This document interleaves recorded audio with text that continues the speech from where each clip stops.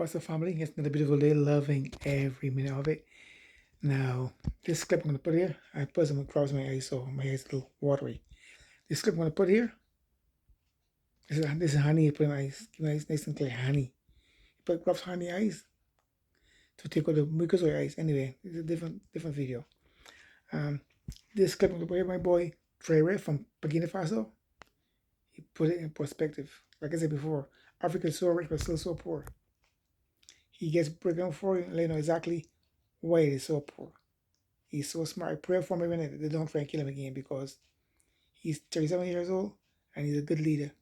He's putting the people to live comfortable in love and peace and live in the way they're supposed to live in Africa, not in poverty and old homes and big buildings. He's building hospitals, he's building schools, he's building technical supports, he's building factories. He's doing everything for Africa, to build Africa. Anyway, folks, check it out. Check it out, folks. I'm watching you all. I'm recording every lie. I'm archiving every distortion. I am Ibrahim Traore, and today I'm pulling off your masks. Yes, you heard correctly. I, whom you call a young military junta leader, whom you brand as a dangerous radical, whom you serve up as an anti-Western dictator, am now telling you the truth. And this time you cannot turn off your microphones. This time you cannot turn away your cameras. This time your editors cannot cut this speech, because the world you monopolize no longer exists. Because millions will hear these words now, without passing through your filters, without being subjected to your distortions, without being muddied by your lies. I am 34 years old. Every day of my life, I grew up with your lies. As a child, I would watch Africa on television. Always the same images. Children with flies, dry lands, weapons, death.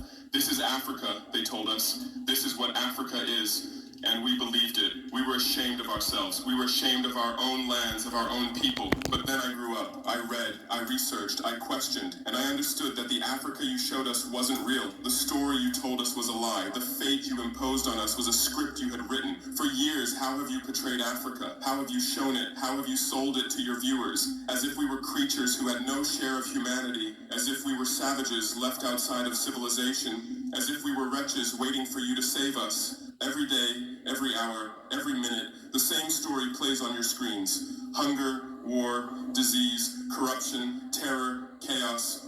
These are the words that come to mind when Africa is mentioned.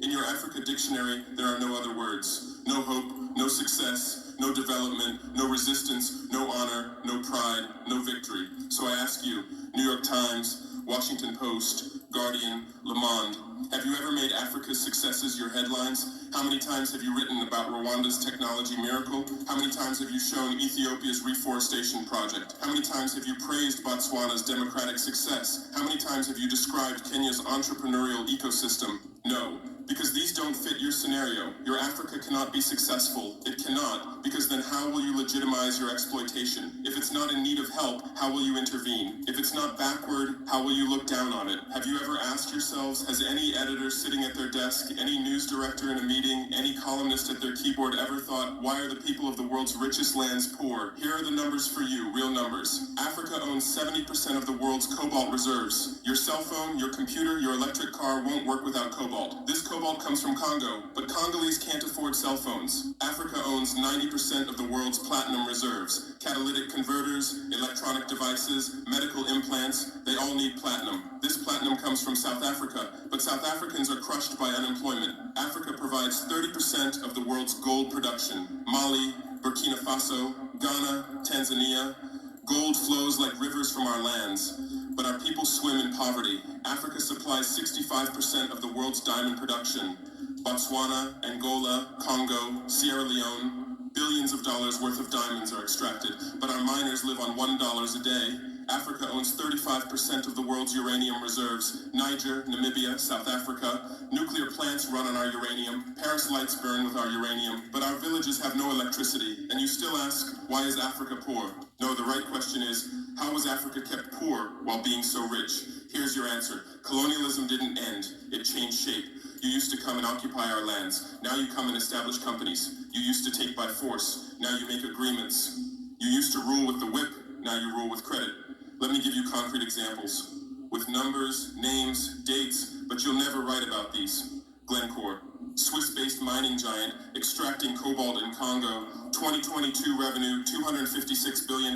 Tax paid to Congo $500 million.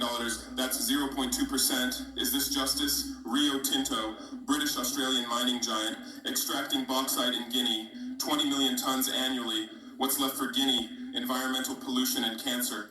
Total Energies, French oil giant, extracting oil in Angola, Nigeria, Congo. 2022, profit $36 billion, investment in Africa, dirty pipelines, Anglo-American, founded in South Africa but now in London.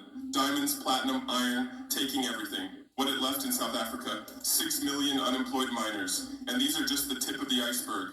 What about the invisible, the secret deals, the offshore accounts, the transfer pricing tricks? Every year, $88 billion in illegal money flows out of Africa.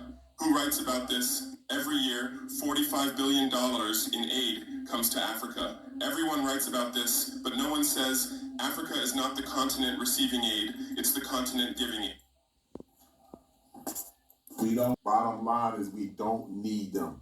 And the sun is separating us.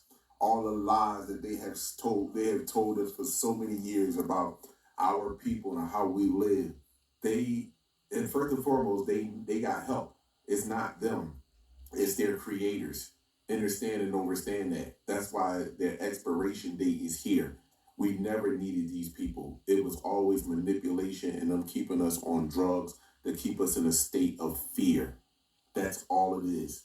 Game is over now. That's why the sun is separating us. Abundance and gratitude to you all. Shout out to... Okay, family, you heard it right there first. My boy, Troy Ray. He let you know exactly what's going on. So, like I said before, they have an expiration date. We don't.